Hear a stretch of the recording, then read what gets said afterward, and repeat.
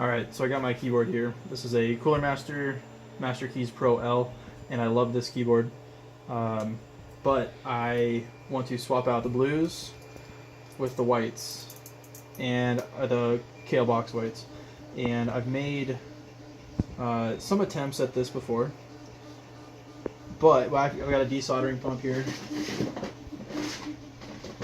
and this works okay, but there's something about the Cooler Master board that lifts pads really easily with this tip.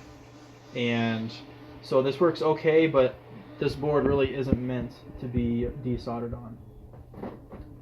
So I quickly whipped up this little jig that is printed, and it holds 2 irons at the optimal position to get at both pins. Just like that. So what I'm doing here, I've got another printed object. This is from Thingiverse. I'll put the link in the description. But this is going to grab the cap, and then I'm going to desolder both sides as I start doing this. So I just want to kind of demonstrate this real quick. I'll grab the switch, and then with the iron here, I'll kind of hold it.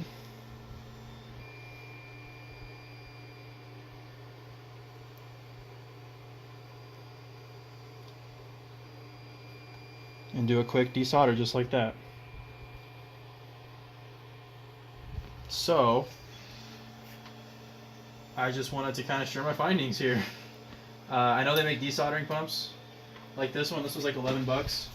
I know they got fancier ones on, eBay, Amazon for 100 bucks or more.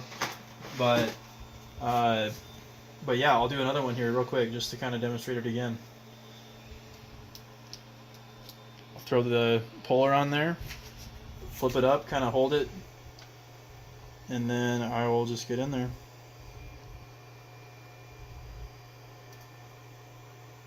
Just like that. Very happy with this so far. So yeah, that's all it is to it.